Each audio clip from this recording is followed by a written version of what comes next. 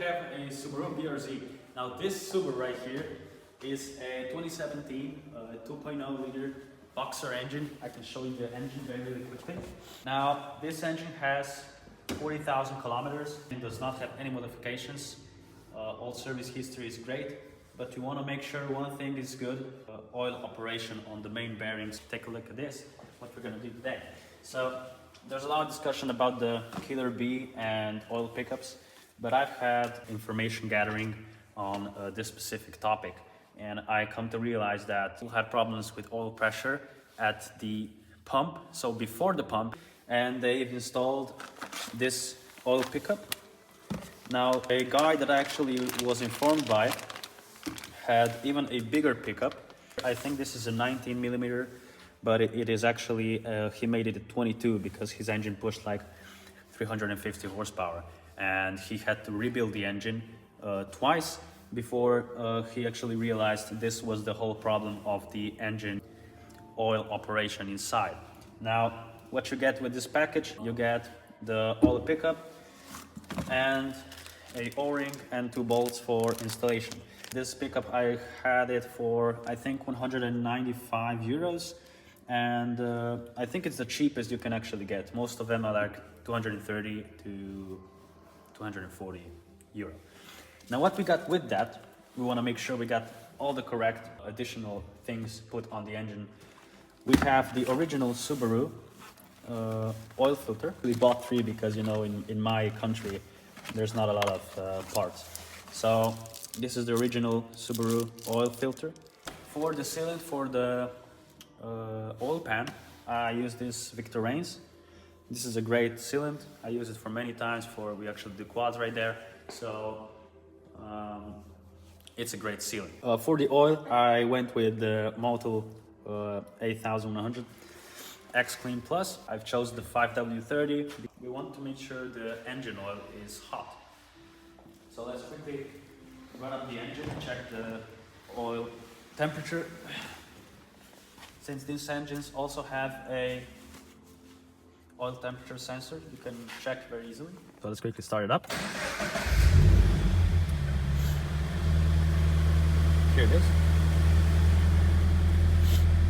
So you want to make sure the oil is at least like 70 degrees Celsius. The engine is hot, and what we're gonna do, we're gonna actually just unscrew every single opening. So that's the oil cap and also the dipstick.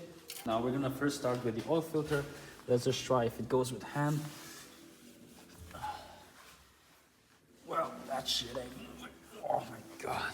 Cool. Package off. I think this one's actually. Let's try this too. Let's check it out. Oh, I hope this one's it. Bullshit.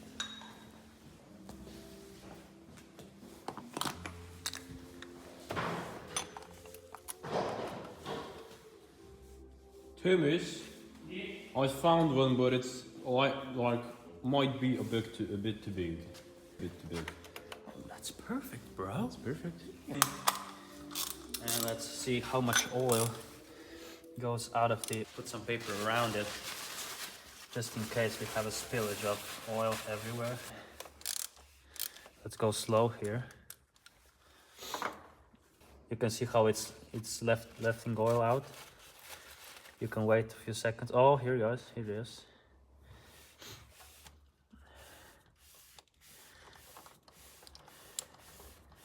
Okay, now when you pick it up, try and turn it as quickly as possible. There we go. No spillage, guys. No spillage.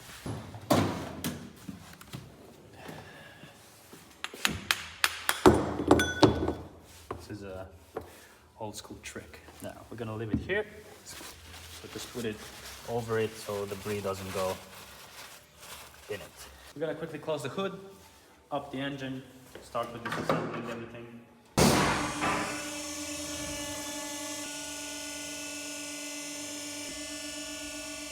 Okay guys, so now if you want to reach the drain plug, is here, very easy. But if you want to actually reach the oil pan, you'll have to put the whole cover down, and then the part of the exhaust needs to come out as well. So we're gonna meet you there.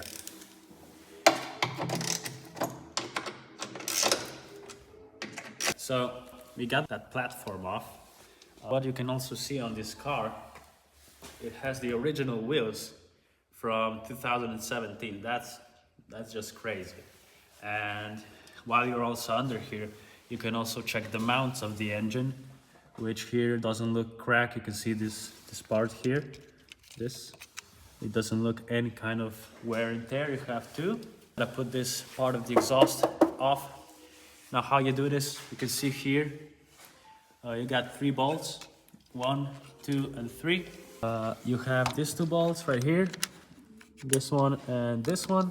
And then you also have here little bits, secret bolts, but there are also 2 bolts. But I advise you to use some of this Super 7 or any kind of thread degreaser for exhaust, because on the exhaust it's a lot of changing of temperatures and a lot of people broke the bolts, and then you have like 2 more hours of work. So that's a super. We'll degrease every single bolt. Starting with this. So like this. You degrease every single one, check it out. Yep, yep. And you're gonna leave it like that for a few minutes. Everywhere where the thread is, you wanna degrease it. And we got one more here. I think that's actually it. Oh, we got another one here. Look at this. There's another secret bolt in there. Okay, now what we're gonna do? Pull out the oil. Wait for oil to drip out everything, because we're giving it 530, and currently oil is 0.20, which is just for these engines, for everything above 110 degrees Celsius. 0.20 oil gets so thin that it's very hard on the bearings, and that if you put 530, it gets like 30% thicker, or even at 110 degrees Celsius. So the bare maximum top for 0.20, I think it's like 115 to 120. Then it gets very thin and it actually degrades the oil. And for 530, I think it's around 150 to 160 Celsius. So that's just, you have that cushion. Now, one more thing I want to mention. Yes. There are people that are scared for, cold starts. And I understand that, because when the engine is cold, the oil is thicker. And if you have 0.20 oil, for example, it's a lot thinner and it gets all the way into the engine easy as possible. But I have a solution. So this car also has a pre-start feature. We're gonna show it later. Just stick on, we're gonna show it later. Okay, so here's the drain bolt. So that's quite tight. Screw this bolt here. What the hell is that? Oh my god. Yeah, that's very thin oil right there. a thin oil, bro. That's almost as water. It's almost as, I'm telling you, bro, it's almost as water. That's 0.20 right there. That was crazy. And it's also spraying everywhere. Watch out, bro. Where? This thing is like 70 degrees. Oh shit, man. Oh. Yeah, that oil, bro. If you're interested why I didn't raise it, it's because of this hose here. Here it actually leaks. If I put it more up, it takes it out of the way, and then it just leaks everywhere. And so I gotta do it. Holy moly, I gotta do it like that, man. There's a good question, right? Why didn't you just lower down the car? Yeah, that's also a true story. But everything for you guys, I want you to have the best angle, and that's how we do it. Okay, guys, so another thing I want to tell you is the importance of heat. Now, heat actually helps with threads, and for example, the nuts, it expands them, and it's very easy to unscrew them. So I have this heat gun. It's a 25 bucks heat gun, and you just use it on the threads for like 15 seconds, 20 seconds, and then you unscrew it. There's one very important thing when doing this. Make sure you don't have any kind of rubber things around it, because you don't want to burn the rubber. But just a little bit of heat can actually help a lot with unscrewing the bolts. Okay, let's try and unscrew it. So I took this ratchet here. It's a 14mm heat. From this side, from this side. Lucas. Oh, Lucas, you got oil all over your Oh my hands. god. Okay, so that's right. Oh, that went like butter, bro. That went like. Oh, yeah. Oh my god, this stupid oil spill. Yep, that's it. Okay, guys. So one thing I forgot to tell you is the oxygen sensors on this exhaust. So one is over here, and the second one is right over here, Lucas. Yep. So you also need to unscrew that. What I have here is an awesome tool for oxygen sensors. It's actually a 22mm with a little gap that goes right over it, right here, right over this, and goes straight on. Watch out for the cables.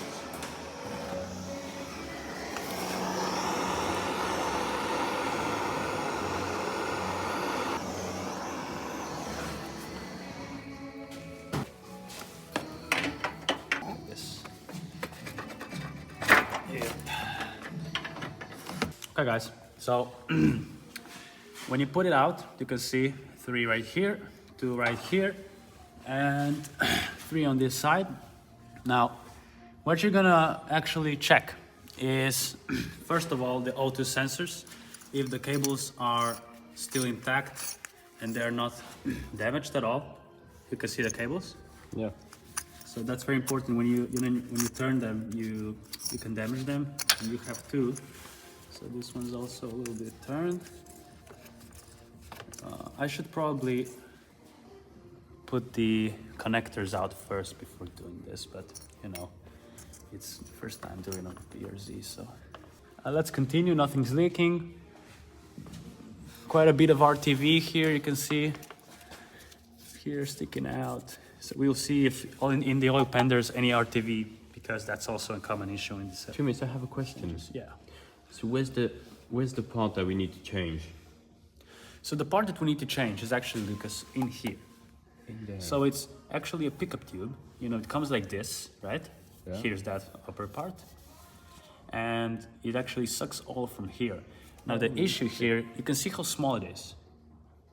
And you know, when you're turning in corners, oil splashes everywhere. And then in seconds, you know, the pickup doesn't get oil. And then it doesn't provide oil to the bearings and to the parts of the engine. And that basically, with time, destroys the engine. And when you're on track, for example, that's even more deadly for these engines. So make sure you do this when you buy the car, even if it has low mileage. Always do this. Check the sealant in the pickup, because if the sealant's in the pickup, that also enables that perfect oil pressure it needs. So everything is clear. Everything is ready to drop the pan. Screw this new bolt. I put some additional sealant on it just in case, new washer. Tighten it. I've put it to 30 Newton meters of torque.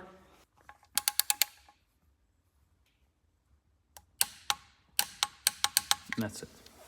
Okay guys, we got the oil pan down. Now what you can clearly see is we have a stock oil pickup here. Now what we need to check is for metal parts and RTV in the pickup. Now there's also one thing I want you to know. This is actually surprising how much of it actually is. So just look at this. Like, this is the outside, right? And you say, you know, yeah, it's quite a bit on the outside, right? There's definitely some inside. But look at this. This is crazy. Look how much of RTV is actually in the inside. Now, I don't know if this on the revised engines after 2017 is, I think they actually applied more RTV to it, but this is too much. No, we gotta clean this up. The problem is that the whole engine is full of RTV, as you can see clearly everywhere. So timing chain, everything. We'll put down the oil pickup. And one more thing I gotta tell you, the sealant was very strong, so I needed to use some steel. I think it did a little bit bend it, but we'll try and fix it later. It's not a very big issue. Check on the bottom, on the sides for any metal shavings. And bonus, what are these little holes here? They actually supply the oil to the oil pan. So you can see here a little tube that goes right into there. And when you pull the oil pan back on, you want to make sure that you clean them as well. Guys, we've pulled it off. There's the difference between them. You know, this one's bent, this one's killer B. Now, in the matter of sealant, there is a little bit of sealant there on the side. I mean, everyone is talking about the sealant, bro. And I think there's a bigger problem to it. You know, it's not the sealant, it's actually its pickup tube. There's something there as well. Yep. So irritation of the oil before the pump actually sucks it. I think this thing is better than a baffle. It's better than anything else. And if you combine this with a maybe 250 milliliters more of oil inside the engine, so a little bit of overfill, it's gonna definitely keep it tight here with oil. And make sure you clean this surface well before you apply anything on it. And here inside, I don't see anything, nothing really. But as I've said, the sealant, why there is not that much sealant inside, I think it's because the engine is quite new, you know. It's 8 years old, that's of course, but it's 40,000 kilometers, and maybe with time, you know, that seal all over the engine degrades and starts sucking on a seal. But I still don't think that's the main issue of this system, of this oiling system in the Subarus. So guys, we've checked the differences in the oil pickups. So you can clearly see there's a little bend in it, which is actually a bit smaller than the actual tube here. So that makes the pressure harder for the oil pump. And additional, you can see this weld here. It is known that it cracks, and that actually causes irritation in the before oil pump actually pumps. These 3 dots, they, how do you say, weld. So this can also chip down and stuff like that. You don't want this inside your engine. Plus, I've checked the line here towards the light, and I can see clearly that the middle side is a little bit elevated compared to the sides. So while the Killer B has a little bit different tip, you can see clearly here a little bit bigger. This helps oil get in easier. We can also see the welds pretty nice here. This definitely won't crack. It's stainless steel, so it's great. And it also has this screen here protected with the actual metal. What I wanted to show you guys is the difference in the length of them. So you can see clearly the Killer B is just a little bit shorter. Now, how much exactly shorter is it, right? So the OEM is 9.11 millimeters and the Killer B is 8.73. What I wanted to say is that the Subaru spec is, the difference can be maximum 0.2 to 0.4. So here's 0.38 millimeter of difference. So we're in a spec. This definitely won't have any problems. Plus, if you want to make it even safer, you can overfill the engine by 250 milliliters so that it will pick up the oil all the time. Oil pickup is on. What I did is I've oiled the O-ring that comes with it, new. And then I put it on, and at the same time I pressurized and then put this one bolt in, and it stayed in place. You need to check if there's any O-ring outside. That could be an issue that could later make your engine destroyed. So that's very important. Another thing is I've cleaned everything up. You can see everything is metal. Here's the oil pan. So I scraped everything off the oil pan, and now those parts where you put your screwdriver in, those parts, sand them down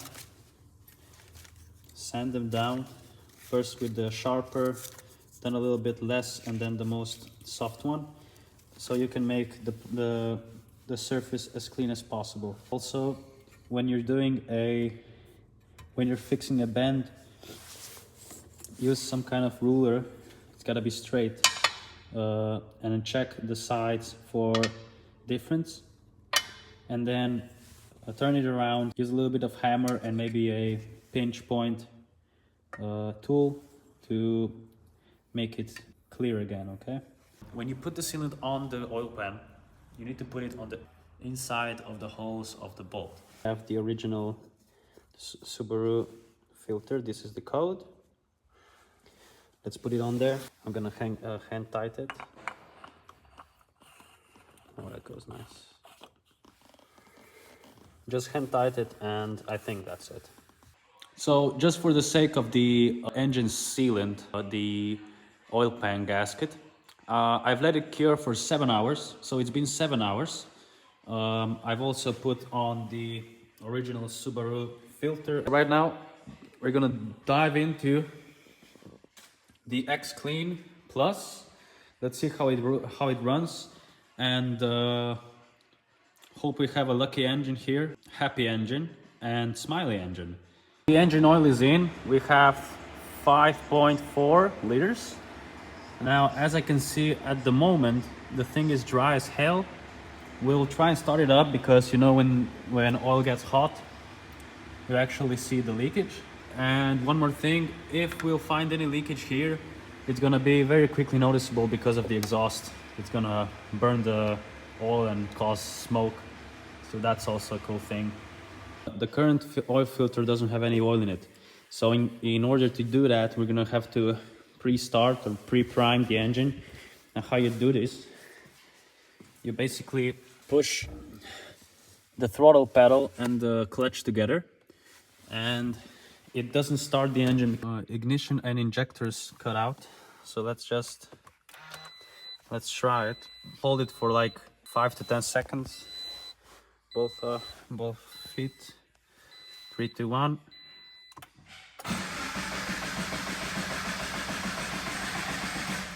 That's it. Now, when we have everything primed, we'll start the engine.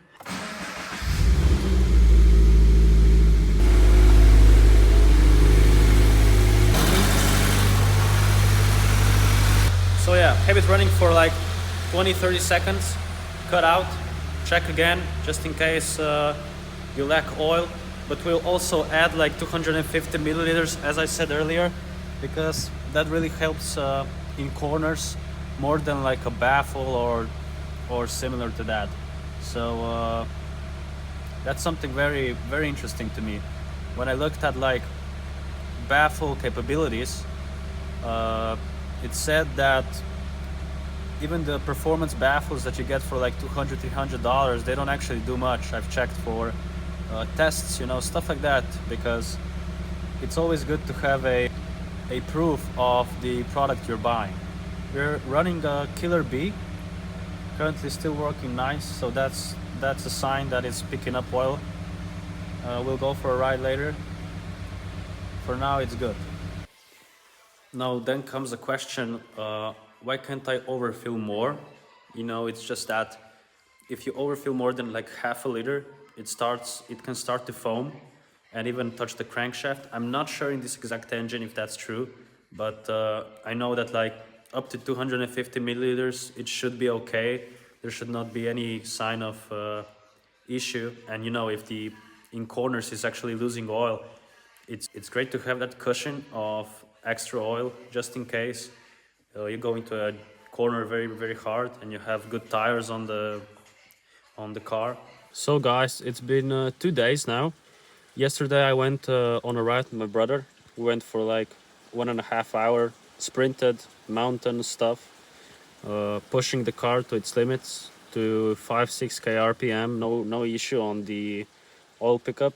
You can quickly get up the engine to 120 degrees Celsius, so just make sure if you're gonna even not just on a track but on like a mountain ride or very corner wise, thicker oil, at least 530. Here in my country we have mornings when it's winter around 0 Celsius, so there's no problem in that. Even 530 oil, it can easily manage minus 25 degrees Celsius in winter, so you'll be okay with that. The 020 is really for the cold and normal daily use. I would really recommend it only for daily use. No like mountain rides, no pushing the car more than 6k RPM. But with 530 yesterday and the new pickup, everything, I wanted to try and see how much if there's anything weird going on with it. But there was nothing, no oil leaks even. Another thing I wanted to say is that the oil capacity in the oil pan, on a normal oil change, you know, if you put 5/4 in, some of the oil will stay in, let's say 0.2 liters. So when the oil pan is dropped, you know, you take out most of the oil. I just wanted to take out every single piece of that 0.20 inside the engine to make sure it's clear 530. And I've put in 250 milliliters overfill, and it's currently on the upper dot in the dipstick. Okay, so I've read that you can put it up to, I think, also 3 millimeters or 4 up the oil stick maximum, and it's not gonna cause any issues. So you can only do good work with a little bit overfill. That's it. I don't have any proof of it. I don't have anything like that, but that's just my knowledge to you, passed away, because I've seen a lot of people doing videos of pickups and of these problems, but they don't really give out, you know, detailed information about it, or they just stop the video after 1 minute and that's it. So I wanted to give you guys information, installation, and the end result. Okay, that's it. I really love this car. I've also yesterday put on the new tires, so now they're 2025 Michelin Pilot Sport 5s. So it was even more tested in the corners, you know, because tire grip was very good. So guys, if you want to buy a Killer B, it's okay. It's not gonna damage your engine. It's only doing good to your engine. If you like this video, drop a comment, leave a like, tell me your thoughts about it. This is my first YouTube video ever. I just wanted to give you this out because I haven't found any real information on YouTube. You know, I may find some baffle testing and stuff like that. I just wanted to give you out the real installation guide. You know, make sure when you do it properly. You can cause a lot of issues with it if you do it wrong. You know, you can basically destroy your engine, as I've said earlier. So guys, that's it. I hope you liked it. Hopefully I'll do any more videos for you, but I think this one was like really needed on YouTube, so that's why I did it. And also the most of the informations of the RTV and stuff like that is only on the newer GR and BRZs. So I wanted to give out for the older first generation as well. So if you have an engine that is newer than 2017, yes, you have the revised engine, but you also have more RTV in the engine, okay? But I'll pick that over the standard old generation. Okay, see you next time.